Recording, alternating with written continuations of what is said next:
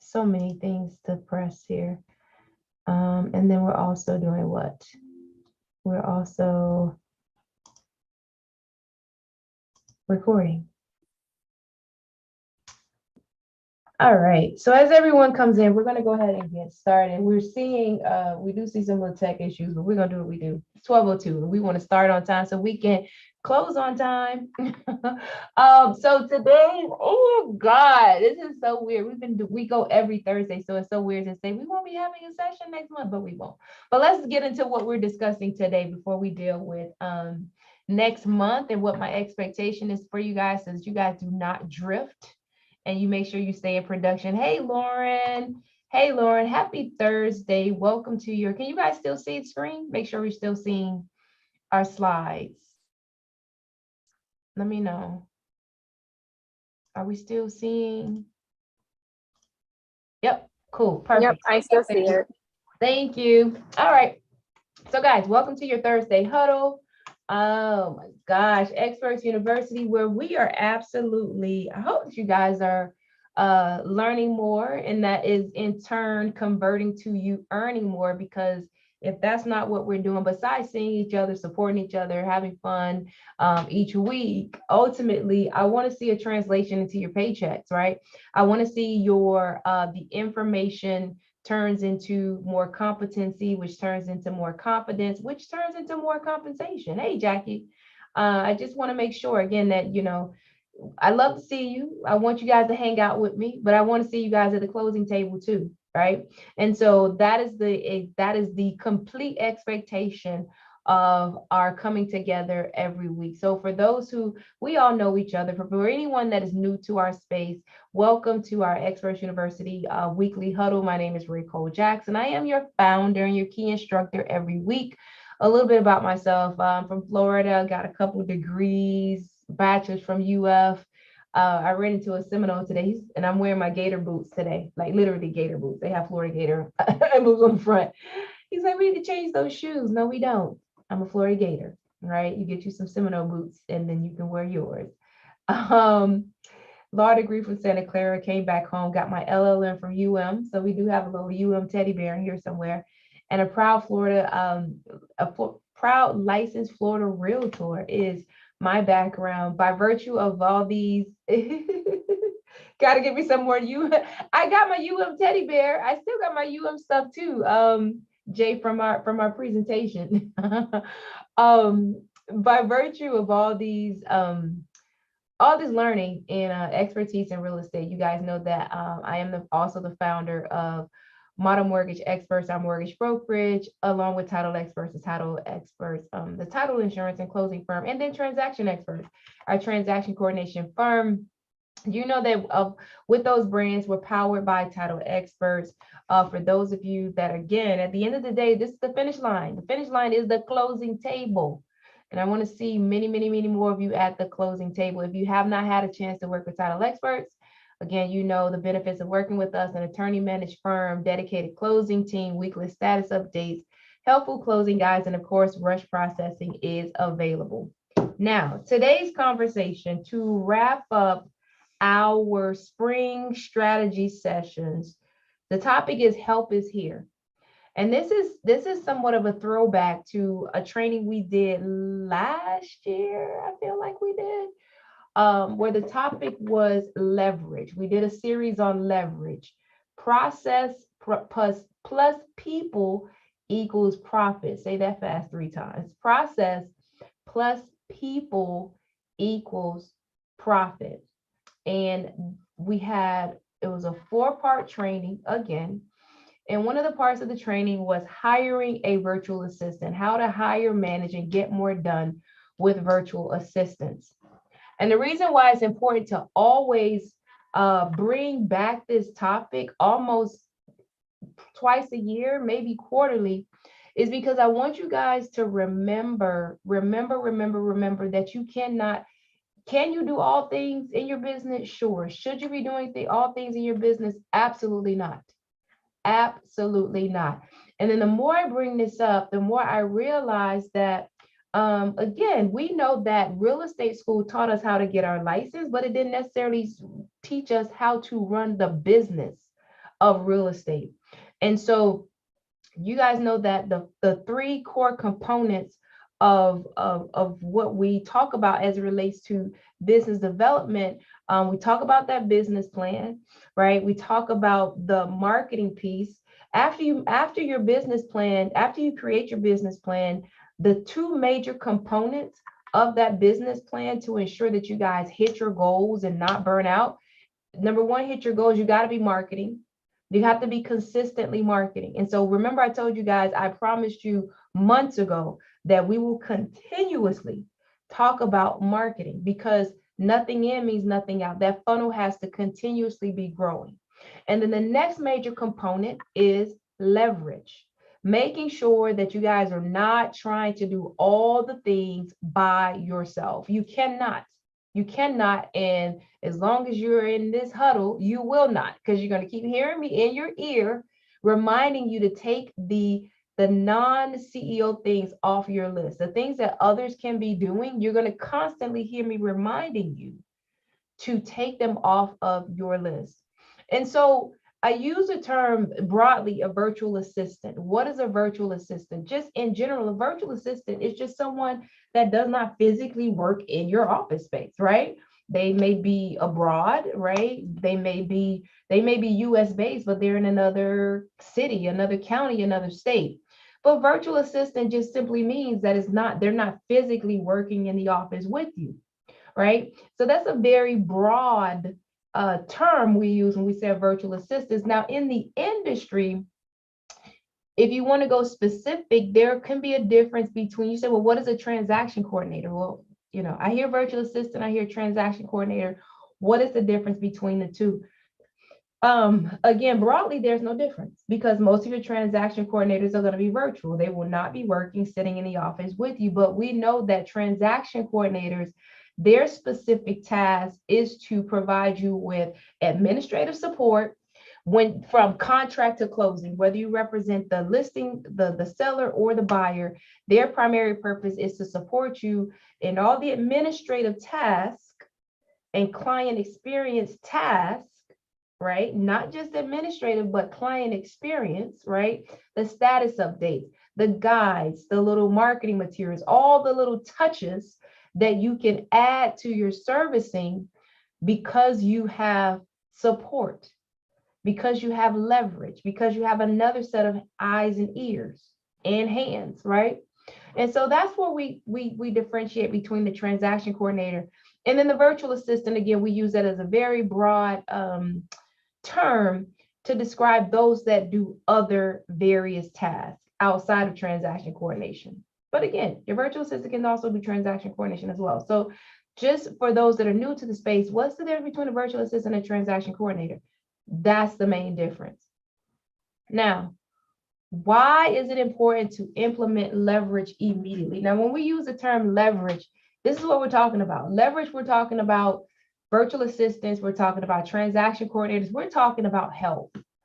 We're talking about people that are doing some of the things that are necessary. It's not to say that these things are not necessary to run your business and to run a successful business and grow your business, but it's to say that it's not necessary for you to do it.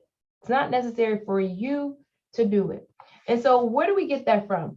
You guys remember, I always tell you, when you get your license, you hang your license with a broker, you start doing business, we say, congratulations. Congratulations. You are now the CEO of your very own real estate business. Conduct yourself accordingly. A CEO. And what does a CEO do? Does the CEO, do all the things in the business? Do they send all the emails? Again, depending upon the size of the business, do they send all the emails? Do they answer all the calls? Do they make all the visits? Do they do all the things in the business of a growing business? No, they don't. They don't. Now, again, when you first start, yes, you are, what do they call it? Chief cook and bottle washer. I think that's the term. Like, you are everything. You are absolutely everything. But the reason why it is important to have this conversation immediately is so you can start growing, you can start leveraging, you can start getting help into your business. And the CEO mindset says, what is my highest and best use? What is my highest and best use? Similar to that is, what should I be doing? What can I delegate to someone else to do so that I can do only what I can do? What does that mean? What are the things that only you, because you hold a license, can do? Let's start at those things. Let's put those things at the top of your list as the things that must stay with you. That's the thing that must stay with Jessica, Jackie, Steve. Those are the things that must stay with you. There you go. Negotiate. Yeah. What are the things that must stay with you because you hold the license? Showing property, that must stay with you, right? You can't open, only a licensed realtor can open doors, right? That must stay with you. But be honest with you, there's a lot of things, and we're gonna come up with a list because I just in my head, I got y'all, you guys know my brain just works. Hey, Adrian, sure, yeah. There's a ton of things that do not require a license. That's where I want you guys to start at. What requires a license? Anything that does not require a license, a virtual assistant, transaction coordinator, or some form of leverage can do that. Now, here's where we get in trouble. Because when we start our business, some of us start our businesses with no reserves, right? We don't have a business plan that says this is what it's going to cost us to run our business. And therefore, we don't plan for the cost of this support. That's fine. It happens. You guys won't have that problem going forward, because again, I expect, even as we come to this midpoint in the year, revisit your business plan. If your business plan does not have in it funds for support, then you need to rework it. And maybe you have a marketing budget, but your marketing budget just says, maybe it just says $1,000. And I was having this conversation with one of your colleagues. It says $1,000, but how is that used? Is that used for just mailers, and God forbid mailers, but is it used for just email marketing? Is it used for ads, social digital ads, or is it used to pay for the virtual assistant that's going to assist you with that marketing, right? And so when we say marketing broadly, we got to go a little bit deeper. But here's the deal. At the end of the day, did we plan for this support? And sometimes we didn't. So we kind of have to work backwards. And that's what we're at now. If you did not plan for it, now you have to work backwards to work that support into your budget. Here's why. Here's some things I want you guys to think about. We only have 24 hours in a day, right? Realtors should always focus on their highest and best use, which is what? Selling real estate. Selling real estate. Selling real estate. That is your highest and best use. Even if you get an effective marketer, you don't need you. If you have an effective assistant that knows how to get on your social media, post, DM, send emails, send text messages, that does not require you. You need to sell the real estate, right? Now,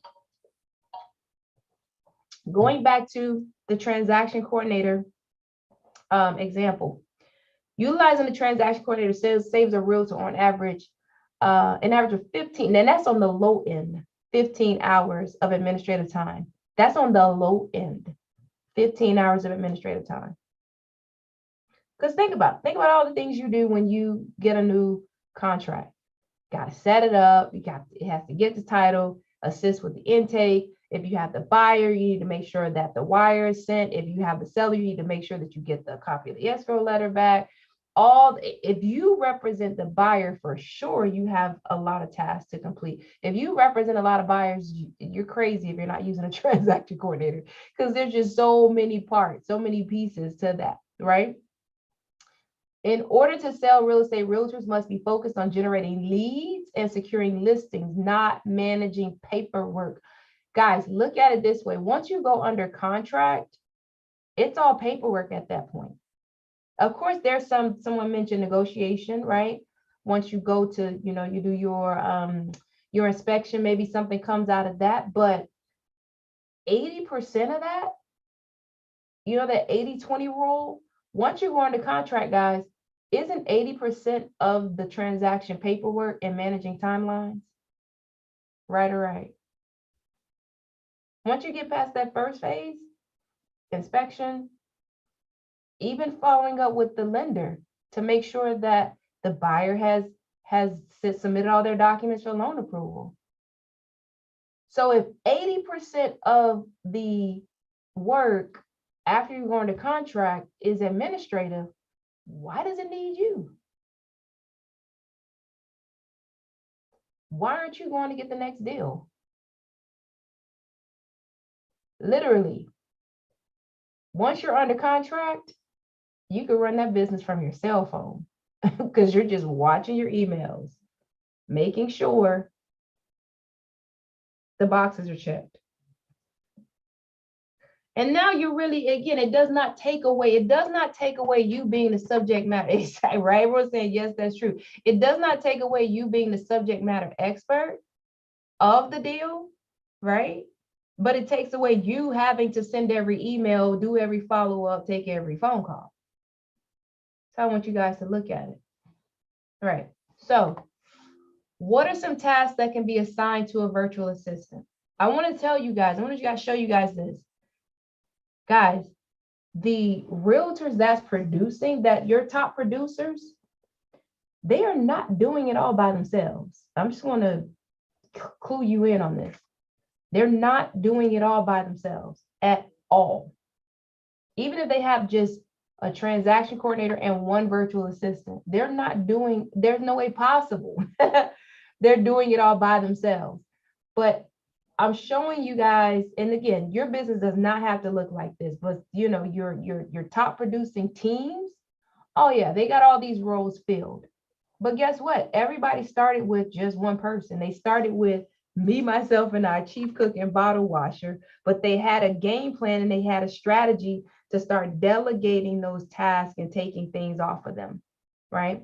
And so this is an example for you of what that might look like. Your exactly. Your virtual assistant can start off just being your executive assistant. They can do that right? So you say, oh, I need you to make a call to whatever sign company to order the congratulations sign that's going to go in front of the property. They can do that. Oh, order flowers for such and such. Oh, make sure we have all those little things that come to your mind that need to be, oh, I need more business cards. Oh, I want to order, we need a sign at that property. Oh, I want to reach out to such and such. Oh, can you send a thank you card to such? All those little things. Virtual assistant. Virtual assistant. We talked about transaction coordinator. We talked about definitely marketing coordinator. Definitely marketing coordinator. Inside sales associate, what is that? That's a dialer. That's someone that's dialing, right? Listing coordinator, that's someone that now that you're cooking, you're cooking, and that listing coordinator is making sure that the property goes on the MLS, sign is ordered. If you can put a sign in the community, just list it. All of the tasks that you complete when you get a listing, they can do that. Generally, guys, every bit of the administrative tasks that are conducted in your business can be conducted by a virtual assistant. Now, what is it going to require of you? It is going to require that you develop the skills of a CEO. I got to tell you that, of a business leader. Now, what does that include? That includes you're going to have to hire. You're going to have to generally document your process. So when you first start off, how do you do what you do? How do you deliver 5-star experience? Document that, and then that gets handed off to the person that you hire for them to do what? Do what you do. Replicate what you've been doing before they came. Now, Adrian asked the question, and this is an important part. How do you hire virtual assistants? So you have different options. You can hire a virtual assistant directly, meaning you are hiring that person directly one-on-one. Your communication with them is direct. Different websites. Onlinejobs.ph. What is that? Drop that email, that website in the chat, please, Elvia. Now, again, I want to tell you guys something. I'm going to do a course later that I'm going to specifically give you guys some resources, onlinejobs.ph. And those are virtual assistants out of the Philippines. They're virtual assistants out of the Philippines, Brazil, Colombia, even the US.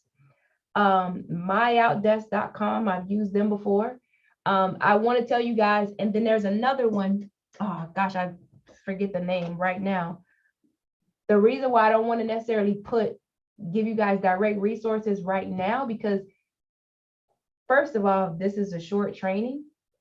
We need to go further about what you're going to do. I want you guys to understand that just because you hire the virtual assistant does not mean that you're not going to have to train them. You're not going to have to give them tools and resources. See them as they're an employee of yours, but you have the benefit of not having the overhead of giving them a desk, a computer, employment tax, all those different things all those different costs that will be associated with it. With you hiring an employee in your office, you get to avoid that, right? So those are some of the considerations. Are you going to hire them direct, or are you going to outsource, hire them from an outsourcing company? Onlinejobs.ph, you will be hiring them directly. You're going to create a job post. You're going to get applicants that are going to respond to you, and you will be hiring them directly. An outsourcer is MyOutDesk. MyOutDesk, you will sign a contract with MyOutDesk, and then they will send you applicants based upon your request, right? Do you want them to be full-time versus part-time? 9 times out of 10, when you're just starting, they're probably going to be part-time, just because you won't have the time. They're going to need to be trained. And so most often, you're not going to have the time to just sit and train someone all day. So you'll start by training them, maybe train them part of the day, let them work, and then you'll build them up to full-time, right? Ideally, your first hire as your assistant should be able to grow into becoming more of a someone that can train others, right, on administrative tasks. Your assistant may not be necessarily able to train a subject matter expert like a social media manager. So hiring traits, what is there? If you're hiring for a specific responsibility or role, what is their experience? When I hire for a specific role, so say, for example, if it's social media, send me some samples of your work. Send me what you would do for this social media page. If I hire a designer, send me some of your sample work, and I give them a test job every time. I hire no virtual assistant without having them send me a test project, right? Problem solver and decision maker. That's during your interview. You ask them the standard interview questions. How would you solve this problem? How would you resolve this issue? Attention to detail. Again, this is important whether they are working on the administrative side or even as a designer. If I ask you to prepare a flyer and you don't notice that it says 2022 versus 2023, I'm going to be annoyed. I'm just letting you know, right? If you didn't catch that, the 23rd is a Tuesday and not a Monday, I'm going to be a little bit annoyed, right? Organized and task oriented. They have to be organized. I will tell you that in my experience of at least 10 years working with top producing realtors, this is the gift and the curse of your ability to be rainmakers. And I'm saying this because I want to give those of you that are top producers and you feel like I just cannot wrap my mind around this whole systems and processes and organized thing Ray Cole is talking about. I'm going to give you some grace and freedom. In my at least 10 years in working with top producing realtors, generally, top producers do not do well with creating systems and organizing. They just don't. They don't. It's just a kind of like a left brain, right brain thing. So if that's you and you're feeling like, I just cannot get this thing down, it's okay. Do not try and fit a square peg in a round hole. You need to find your implementer. You need to find your systems person. You need to find your organized person. You have to, right? I would tell our team, I would tell my team, look at them chiming in. I'm telling you guys, listen, it is so true. And I'm going to put this out there. So, Keller Williams, 10 years ago, if any of you with KW, you know this, they talk about the 7 levels, and their table used to show the top producing realtor as essentially the manager. They would put them at the top and put all these team members under them. And I would always tell them, no, doesn't work like that. They're missing a person between the rainmaker and the people. You need the organizer. And so I would tell my people, listen, my husband, he's a rainmaker all day long. He's the rainmaker. You guys are the buckets. You need to catch it and do your thing with it. Don't expect him to come in here and start sorting you out. And no. That's what I do. I sort you out. You guys catch it and do what you're supposed to do with it. So Monique, Jessica, all of you that are like, ooh, child, thank you. It's okay. But you need to immediately find your person. You need to immediately find your person that is going to take your stuff, organize it, and get you going so that you can focus on, here again, your highest and best use, which is putting deals together, right?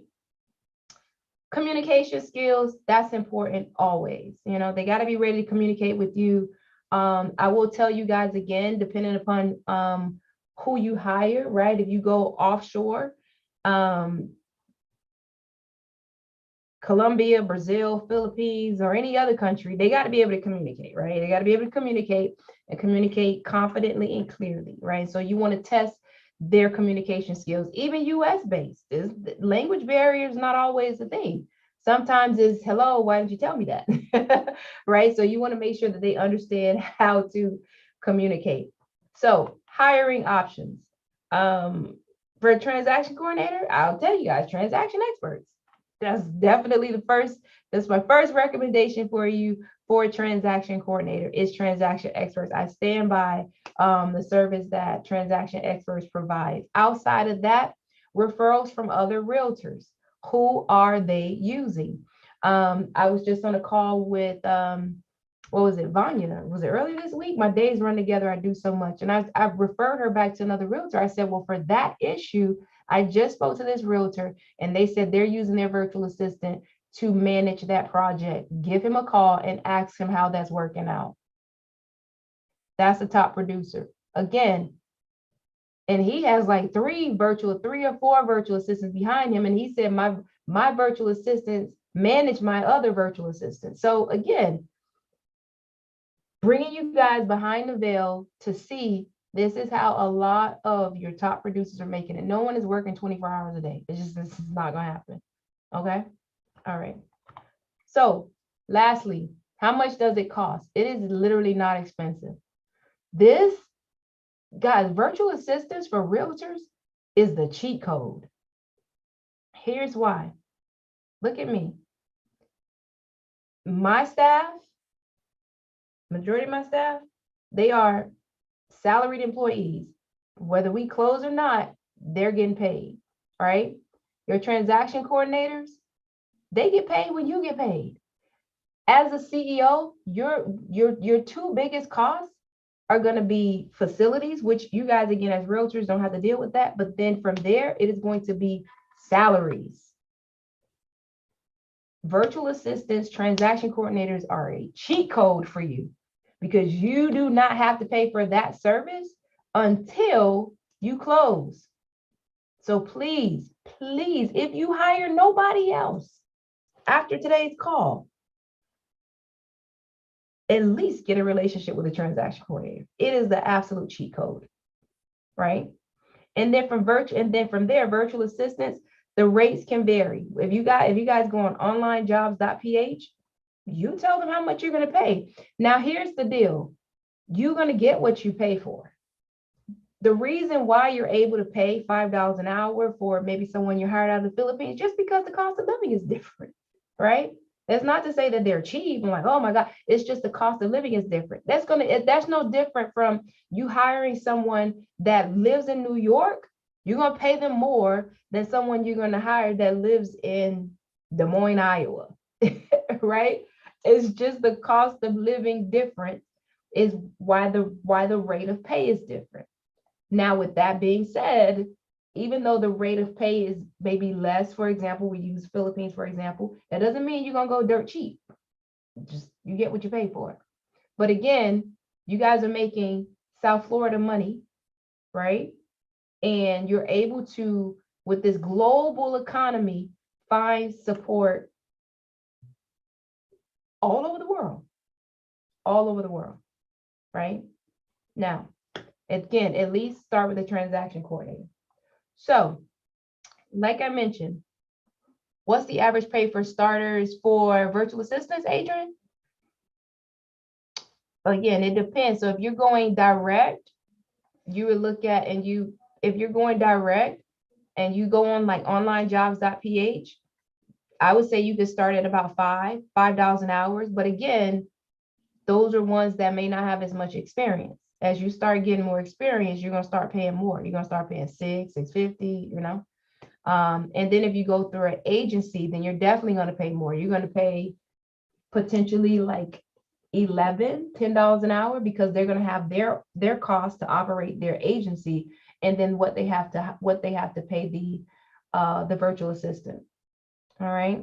So you can come in at about $5 an hour easily, right? And then again, based on their experience, you can pay more. But ultimately, for us to wrap up our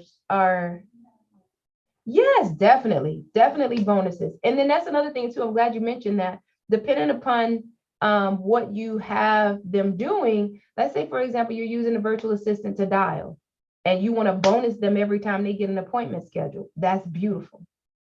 That's beautiful. Or let's say, for example, you have a transaction coordinator and you want to bonus them. And this transaction coordinator, it could be a stateside transaction coordinator, or you can be using your virtual assistant. Exactly. Or you could be using your virtual assistant for transaction coordination services, and you pay them the $5 or $6 an hour, but then you bonus them every time a file closes so that they share in the success of the business, right? That is definitely a strategy that you can implement. The essence of our discussion today is to get in motion, get in action. At the very least, get your transaction coordinator. And Adrian, I know you guys have transaction coordinators already. So let's look at that next thing. That next thing is going to be using a virtual assistant for either organization, right, in general, or marketing. I would prefer that you use that next hire for marketing. Because again, we got to get the money in. We got to get the deals in. Okay. So the essence of today's discussion in closing is what you guys see here on the screen. Don't just learn to earn, learn to live. So as we gather every Thursday, we talk about ways to grow your business. I want you not to forget, let's start with the end in mind. We're not just, you don't want to spend your life trying to get money and then spend your money trying to save your life because you're so sick, you're tired, you're stressed out, you're burned out, right? You guys are humans. You're not a machine. You're not AI. You're not Chat GPT. And so I want you guys to begin with the end in mind. I want you to, as we learn how to grow our businesses, make sure that we grow our businesses smart, with support, with leverage, with people that are responsible for doing the things that are not our highest and best use, right? So don't just learn to earn, learn to live. Leverage the support that's available to you to give you guys freedom. So that when you turn your phone off, when you're in an appointment, when you're in a class, when you're having to learn, you know that your business is still going forward and nothing is being missed. All right. All right. All right, guys. So that wraps up our spring strategy sessions discussion for the month of May. Woo! We did a lot. We did a lot of little fine tuning. So over for the month of June, again, like I said, we're going to be on summer break. I'm going to be taking that time to live as well as you're welcome, as well as we're going to do some I wouldn't necessarily say revamping. We're going to just be going forward, adding, not even necessarily revamping, but adding to our curriculum for the rest of the year. Just doing some deep work in the university, doing some deep work in the different businesses. I encourage you guys to do the same.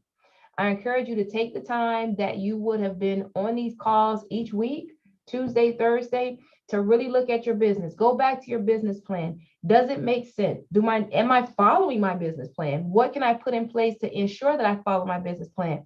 I know what my income goal is. I know what I said, that the number of transactions I need to have each month to hit my income goals.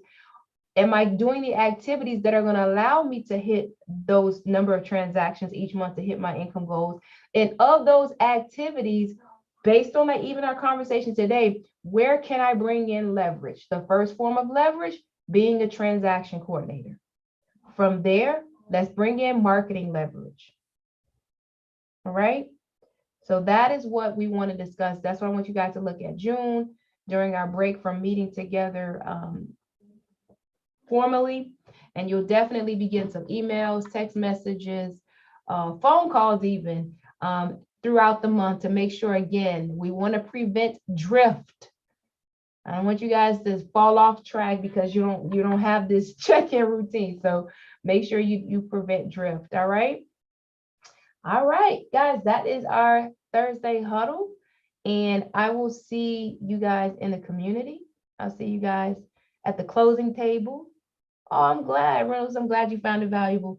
Congratulations to those of you that are going under contract. Vanya just sent in a contract. Oh my God, everybody. If I go through the list, I'm going to be getting in trouble because I don't have them all committed to memory. But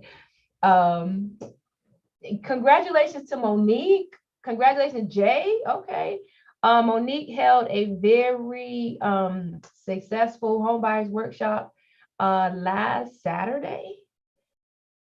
And I put her on the spot with a lot of things. I want to congratulate Monique because she definitely, I don't often get a chance to see you guys present. And I got a chance to see Monique present because she went before me and she did an amazing job in explaining the process and just being very clear on really the contract. She wove in the contract, but I also put her on the spot and did some, I pushed her on that marketing, didn't I, Monique? I put her on the spot. I put her on the spot and pushed her to get more juice out of that room. She had like 40 people in the room. What you about to say, Monique? I was just gonna say, I guess I gotta come on camera because yes, you did. You definitely set some fire up under their butt to, not just sit there for 8 hours and not take next steps. So yeah. A lot of really scheduled their consultation with the lender just so that they can even see where they're at now in the process and some, getting approved. So that was, you did your thing, girl. I was like, whoo, child. I've been doing this for a long time. I've been doing these home buyers workshops for a very long time. And as I mentioned before, I saw it. This was again another 10 years, and I would see the realtor not ensure that the next steps be taken. So what are we coming here for? We're just gonna talk about it, but at the end of the day, I want to see you guys get to the closing table. And so I come in and I say, okay, well, here's the information. Now, in order for us to accomplish this thing that we're talking about, let's get in action. And so on Saturday, we literally made everybody sign up with the lender to do their consultation with the lender, complete their loan application.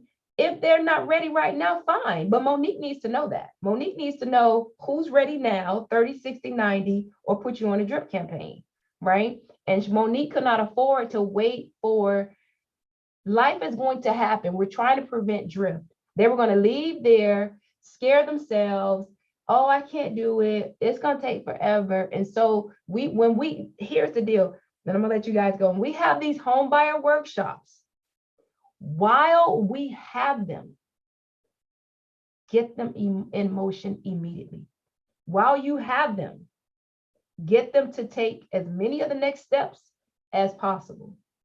While you have them, get them to take as many of the next steps as possible. And number two, make it as easy as possible for them to take the next steps. I need buyer consultation links in your signature blocks. Elvia, write that down. Buyer consultation links in signature blocks. And you guys need virtual business cards. Popl is one. There's a couple options. Popl, and there's another one off the top of my head. But see, this is how my mind starts going. This is how I put Monique on the spot. I said, Monique, I need you to send them your business card immediate. Blink, yes. I need you to send them your business card. And I need you, and I told them, I need you guys to share this with 10 people. Monique had about 40 people in the room. That's 400 contacts. And one guy raised his hand and said, what, Monique? I've already sent it to 7. 7 people. Mind you, his realtor referred him to that event. Oh well, that's a different conversation. Yeah.